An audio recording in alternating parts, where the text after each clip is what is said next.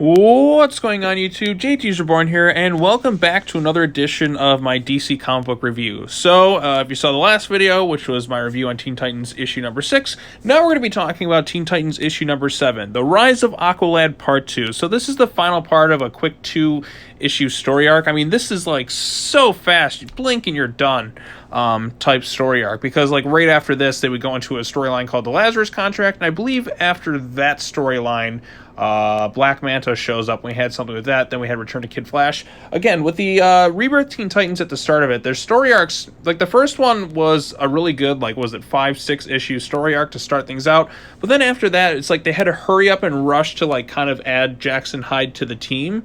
And then like immediately they're thrown into like another storyline, which then again broke up the team.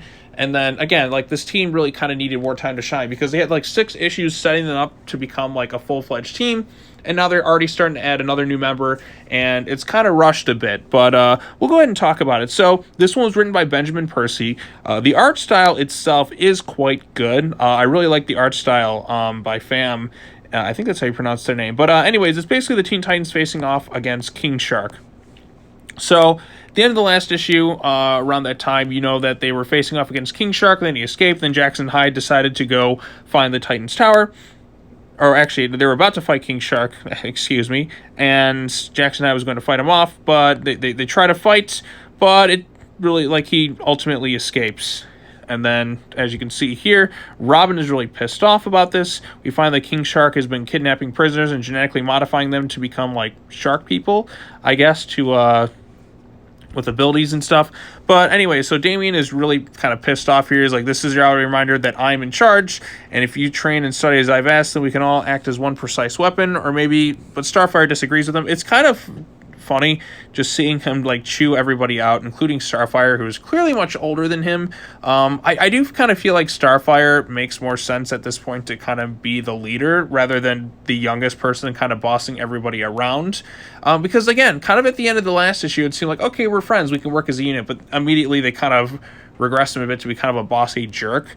Again, Damian has kind of that personality to him, but like even then, like, I mean, this isn't the worst of it. Like some bits I can understand where he's ticked off. He's like, look, I gave you playbooks and that, none of you studied it, and we screwed up. But then again, he's got problems too, to where he really should have kind of worked with them better. But again, young, still learning, and unfortunately, the later Teen Titans book, he showcased no learning. In fact, they regressed him way more.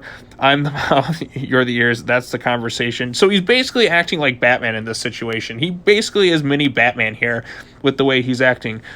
He said he already came up with a contingency plan. He put something on King Shark's skills, and then immediately Jackson Hyde somehow is able to get into Titan's Tower, which we do find out it's Goliath's fault. I love Goliath. I miss Goliath so much. Where the hell is he? Like in current continuity, I understand he was in the Batman Beyond book, but he's not like in this book, and it's really a big disappointment because I want more Goliath. I just love this little bat demon thing.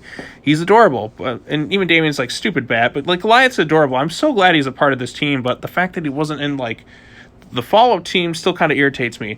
So Jackson Hyde kind of introduces himself. Damian kind of rejects him. He's just like, you don't fit in, get lost. Oh, we don't need you, kind of that thing.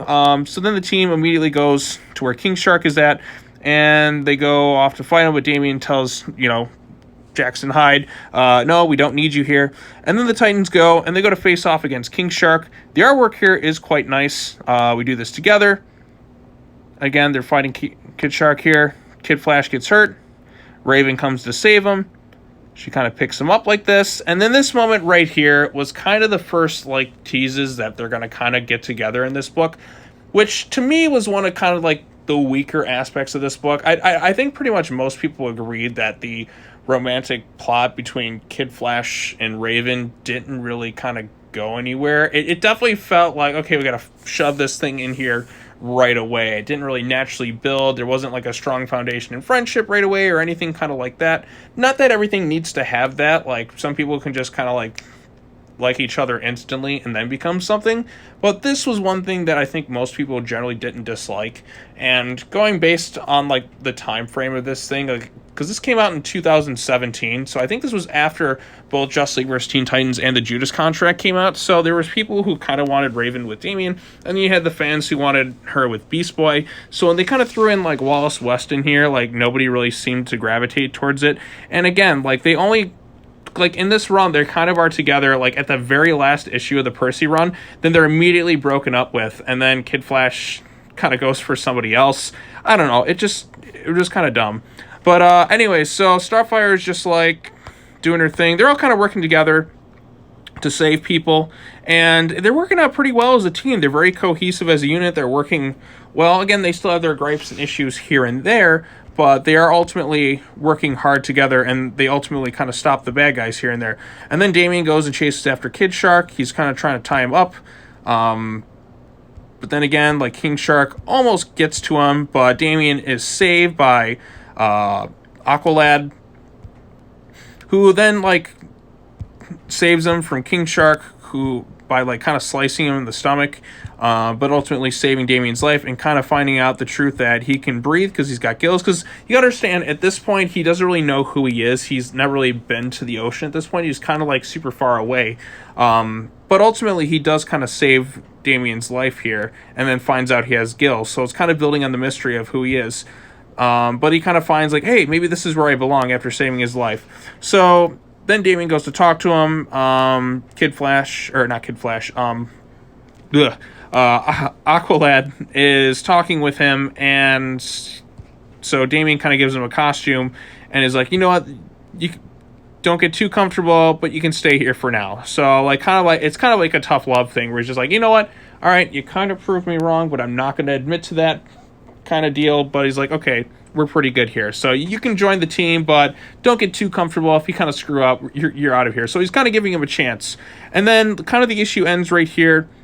We see King Shark going and talking to somebody named Blackjack, and then we come to find somebody asking him about the kid with powers, and it turns out to be Black Manta. That's right. Black Manta is here. He's at this point he doesn't know about his son, which again leads to some interesting stuff. Like if you've seen Young Justice or watch this, wow, look at this, advertisements for the Wonder Woman movie. See, this is to tell you just how old this thing is. It's over 3 years old, 3.5 years old. In fact, this month, I believe, at the time of recording this video, because it's October 2020. But anyway, so I actually did I did like this issue.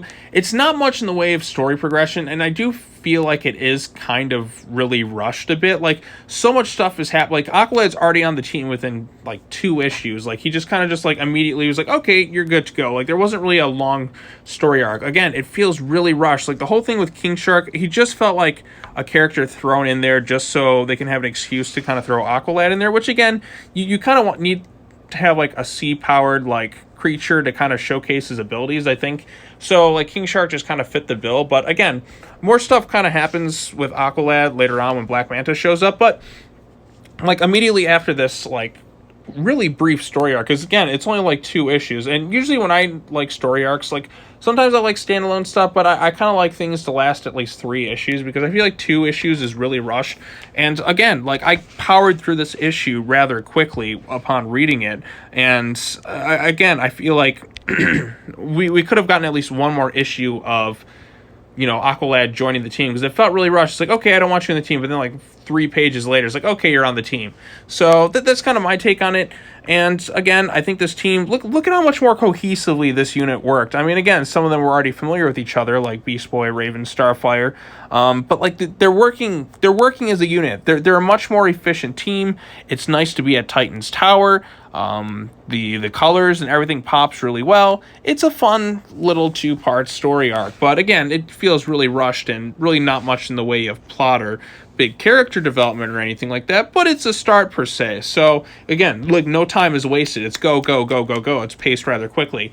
But anyways, after this, the next story arc is the Lazarus Contract, and I believe that starts in like the book Titans. I can't remember. I think it was like it crossed over between like Deathstroke, Titans, and Teen Titans. But it really does. It tells you like the Lazarus Contract storyline is next, but it doesn't tell you which issue. What kind of irritates me about this is it doesn't tell you which issue comes out next. Because I remember reading this, and again, this is kind of like when I was kind of getting back into comics, and the very last thing it says is, next, the Lazarus Contract. Okay, well, what issue number is that? Because when you read the next issue, it says the Lazarus Contract. Oops. Oh, crap. Go back. Where am I at? Okay. Shit. Now I'm, like, already lost to where I'm at. So let me go back to where I was in the issue. But anyways, all right, come on, let's turn this thing back.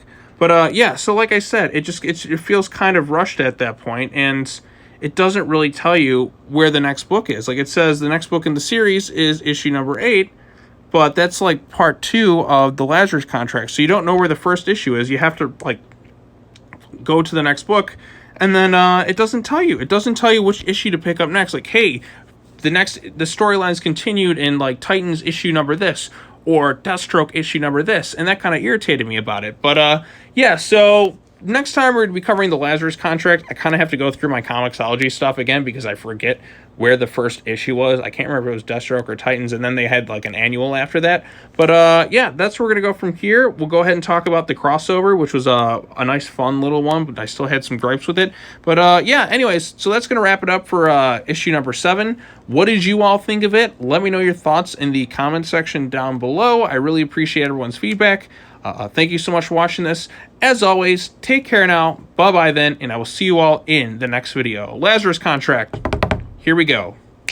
Boom.